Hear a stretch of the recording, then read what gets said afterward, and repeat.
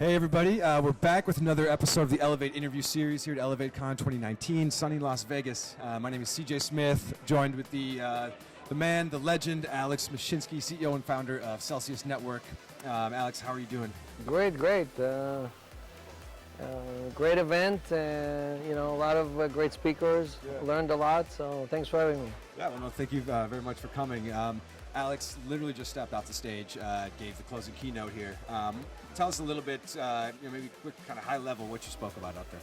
Sure, so I think that we're trying to do too much with blockchain, and that I think if we don't concentrate our efforts and deliver a killer dApp, we're basically going to wither away. The whole technology, the whole movement is going to wither away because it's going to be hard for us to deliver the profits and the scale and the growth that we need to really both attract talent and dollars into this community. So I'm pitching the idea that interest income is the killer app, that everybody on the planet needs it, and the only way to deliver it is through the blockchain, is through a platform that can deliver that service, bypassing the traditional toll collectors like the banks and the credit card companies and all these guys. And the way, what you just said, and is that a popular belief when you say that to people?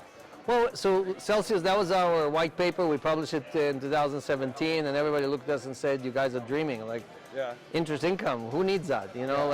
Or you can't make it work. How can you earn interest? Because no one has done that before, right? So people gave you a loan against your Bitcoin, but you couldn't earn Bitcoin on your Bitcoin.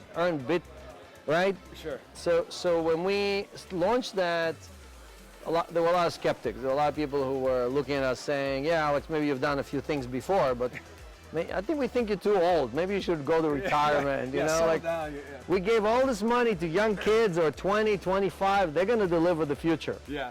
We're not so sure about. So take a quick step back for those who aren't maybe familiar with Celsius Network. Talk about how you guys are basically providing interest on. So Celsius is a wallet. You can download an app store or an Android, and basically we support 25 different coins and tokens. You deposit your coins, you earn interest. You can withdraw it anytime. We don't sell you anything. We don't charge any fees. The only thing we do is pay you every Monday. We took the worst day of the week, made it the best day of the week. Every Monday we pay you interest. Happy Monday. That's it. So do you lend the crypto that people are basically putting into so there's depositors and there is borrowers on the other side. So the borrowers are hedge funds and exchanges who normally got your coins for free. When you give your coins to Coinbase, you're giving them for free. Then Coinbase makes money on your coins. Coinbase is lending them, so of course they do all kind of stuff. Lend them and I can make some so why not you keep 80% of the value? We give you every Monday 80% of what we charge all these exchanges. Oh, wow. So why doesn't Coinbase do something similar? Well, now everybody's trying to copy us. Now everybody said, shit, Alex got the cat out of the bag. Now everybody knows how we make money. It's not enough that we made 5-6% on you when you bought Bitcoin from us, Coinbase. Now everybody found out that we made up to 8% a year on your Bitcoin or on your stablecoins, or on your Dash or any of the other staking coins. So now they start offering staking. They start offering interest income. They're only offering 1% interest income. Celsius is 8%. So they have a long way to go to catch up with us because to compete with Celsius, you have to offer more than 80%. In 700 years of banking, no one, not a single institution has ever been crazy enough to give depositors 80%. They give the shareholders 80% every quarter. JP Morgan gives all of its profits to its shareholders, but no one is giving anything to the depositors. So all we did was flip the whole thing on its head, right? So, and again, in the beginning people were saying it's too good to be true. They said it's not going to last, and they said it's not going to scale. We did 4.25 billion in loans in a year and a half. I think I just saw something that Celsius is now the biggest crypto lender. Did that come out this year? Yes. I saw we paid more Bitcoin to more people than all of our competitors put together, including DeFi. More Bitcoin, more Ethereum to more people than all the other guys put together. Yes, that's how. Now, I love the fact that everybody's coming in, because if we can all focus on delivering that, There's 7 billion people who are waiting for us to do it for them. Yeah. The fight is not over. We can all win. Right? Exactly. The fight is not over 500,000 customers that Coinbase has. Yeah. The fight is over all the people in China, all the people in Japan, right? All the people in the United States. So I'm calling on everyone in this community to stop thinking as a toll collector and think as a pioneer, as somebody who is bringing the next 100 million or 1 billion people into this community. If we think that way, they will come because we will build products for them. Right now we're building products for toll collectors. So what? So we're going to replace JP Morgan with Coinbase? Yeah, right. Yeah, that sounds like, it's a very small step forward. So now, think big. Now it's obvious because we paid millions of dollars out and everybody's copying us. But a year ago, still people thought we were a little crazy. Yeah, well, cool. So what's next in, what's top of mind in 2020 as we enter the new year? What's some of Celsius' goals?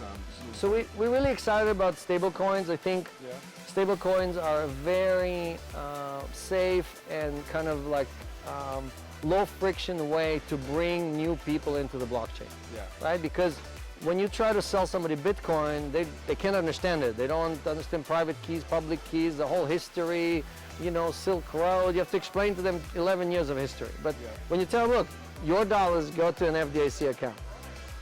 The custodians, whoever it is, Circle or Pax or TrueUSD, issues you a token, and Celsius pays you 8% in that token.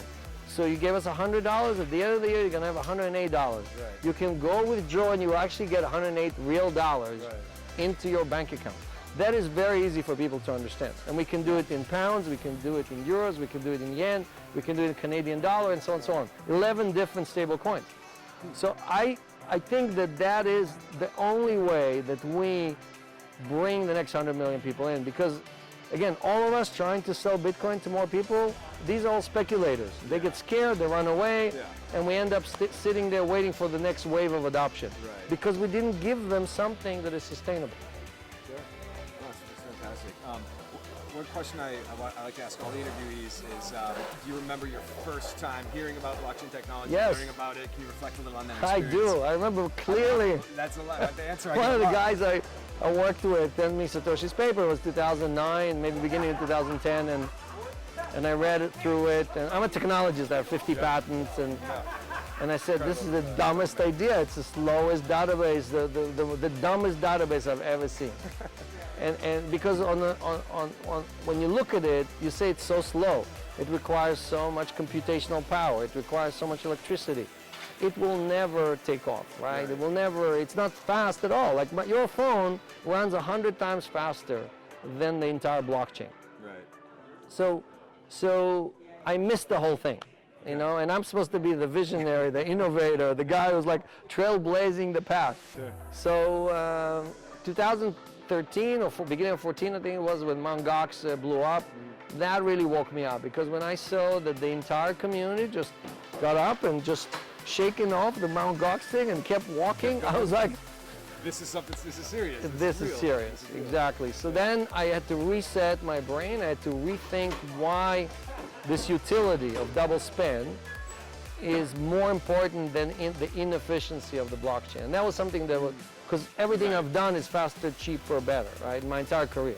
Right, so and to your point, I mean, eliminating the double spend, we can work on the scalability, we can work on the transaction speed. But there's nothing else that does that. There's nothing else that digitally eliminates the double spend.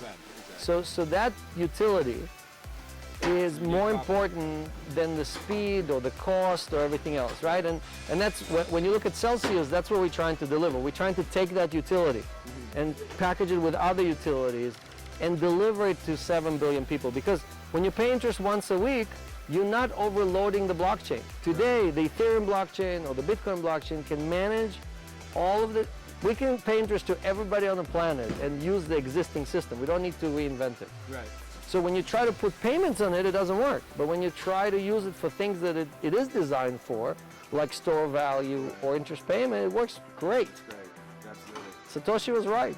He was right. He, she, they. It whatever. Yeah. Speaking of he, she, and they. So I apologize to all the people who came to me and said, And you said you turned him away? horrible. Just, Well, at least you took that experience, and it seems like you've done something really incredible with it. You've learned from it and turned it around. I'm just swimming back to where everybody is, you know, not ahead. But, you know, it's like,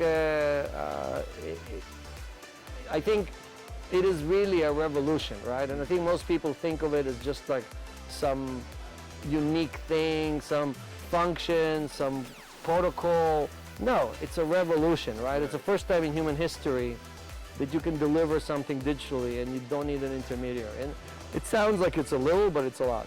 Right. Before we wrap it up, people, always talk about inclusion or diversity in this industry in blockchain, and Celsius Network has been 51% or more female since founding, correct?